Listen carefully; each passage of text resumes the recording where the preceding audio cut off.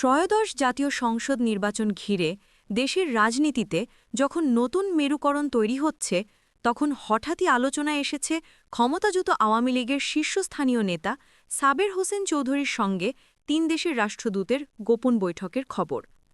এই বৈঠক শুধু রাজনৈতিক অঙ্গনেই নয়, কূটনৈতিক মহলেও গভীর কৌতূহলের জন্ম দিয়েছে।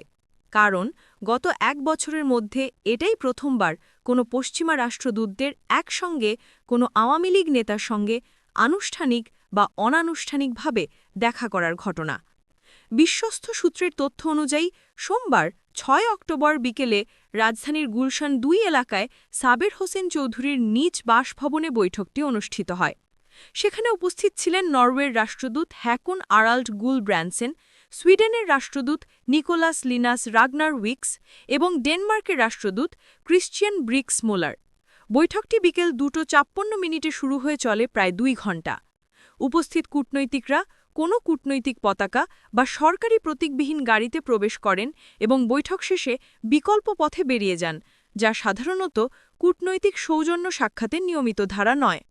বৈঠকের কোনো পক্ষই আনুষ্ঠানিকভাবে বিষয়টি স্বীকার করেনি, তবে একাধিক নির্ভরযোগ্য সূত্র নিশ্চিত করেছে যে আলোচনার মূল কেন্দ্রবিন্দু ছিল আওয়ামী লীগের ভবিষ্যৎ রাজনৈতিক ভূমিকা, নিষেধাজ্ঞা প্রত্যাহারের সম্ভাবনা এবং নির্বাচনে অংশগ্রহণের পথ সুগম করা।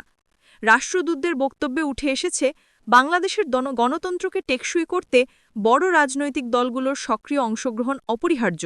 তারা ইঙ্গিত দিয়েছেন, আওয়ামী লীগের কিছু পরিচ্ছন্ন ভাবমূর্তির নেতারা যদি রাজনৈতিক মঞ্চে ফিরে আসেন তাহলে আন্তর্জাতিক সম্প্রদায়ের কোনো আপত্তি থাকবে না, বরং এতে নির্বাচনী প্রক্রিয়ায় ভারসাম্য ও প্রতিযোগিতামূলক পরিবেশ বা লেভেল প্লেয়িং ফিল্ড তৈরি হবে।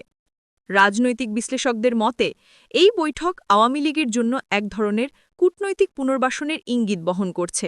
শেখ হাসিনা সরকারের পতনের পর দলটি যেমন একেবারে কোণঠাসা অবস্থায় চলে গিয়েছিল, এখন হয়তো আন্তর্জাতিক মহলের মধ্যেও দলটির প্রতি নতুন করে আগ্রহ তৈরি হচ্ছে। স্ক্যান্ডিনেভিয়ান দেশগুলো, বিশেষ করে নরওয়ে, সুইডেন ও ডেনমার্ক, বাংলাদেশের জলবায়ু পরিবর্তন, মানবাধিকার ও গণতন্ত্র সংক্রান্ত বিষয়ে দীর্ঘদিনের অংশীদার ছিল। ফলে তারা চাইবে না বাংলাদেশের রাজনীতি থেকে পুরোপুরি একটি বড় রাজনৈতিক শক্তি বিলীন হয়ে যাক। ২০২৪ সালের আগস্টে ছাত্র জনতার অভ্যুত্থানের মধ্য দিয়ে শেখ হাসিনা সরকারের পতন ঘটে। এরপর আওয়ামী লীগের অনেক নেতা গ্রেফতার হন, কেউ পালিয়ে যান, কেউ আবার স্বেচ্ছা নির্বাসনে চলে যান।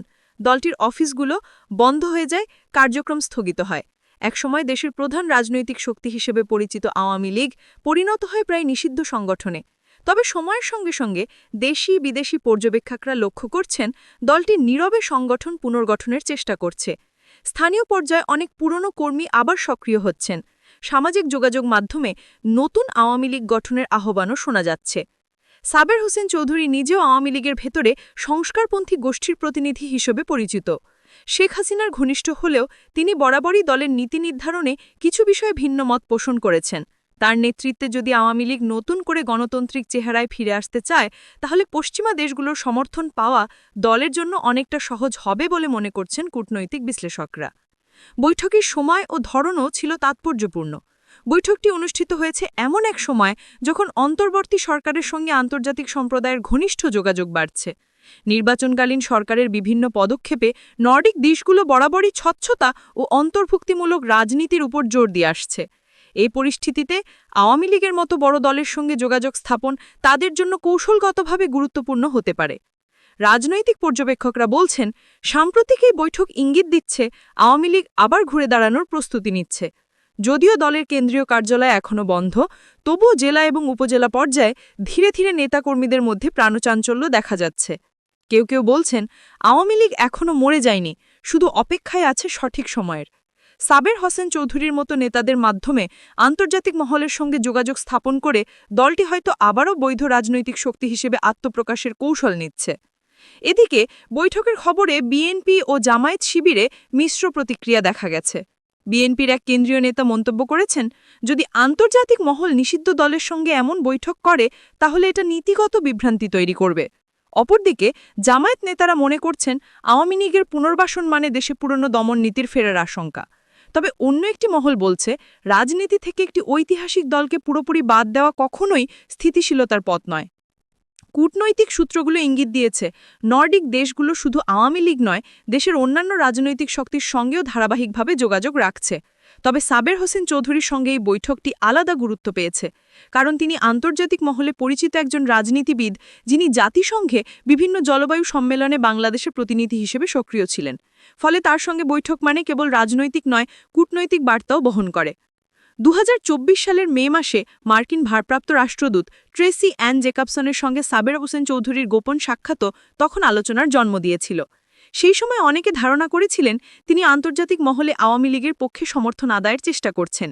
এবার 3 নর্ডিক রাষ্ট্রদূতের একসঙ্গে দেখা করা সেই ধারণাকে আরও জোরদার করছে। বৈঠকের এক ঘনিষ্ঠ সূত্র জানায়, কূটনৈতিকরা আওয়ামী লীগের বর্তমান অবস্থান, নেতৃত্ব কাঠামো এবং দলটির নতুন প্রজন্মের নেতাদের ভূমিকা সম্পর্কেও বিস্তারিত জানতে চান। তারা জানতে চেয়েছেন, আওয়ামী লীগ কি এখনও শেখ হাসিনা কেন্দ্রিক থাকবে নাকি নতুন নেতৃত্বের মাধ্যমে নিজেদের পুনর্গঠন করবে। রাজনৈতিক বিশ্লেষক ড. মোহাম্মদ রহমান বলেন, আওয়ামী লীগকে সম্পূর্ণ নিষিদ্ধ করে রাখলে রাজনৈতিক শূন্যতা তৈরি হবে। ছাত্র আন্দোলনের পর যে গণতান্ত্রিক স্পেস তৈরি হয়েছে তা রক্ষার জন্য আওয়ামী লীগের মতো দলগুলোকে নতুন রূপে ফিরে আসতে হবে।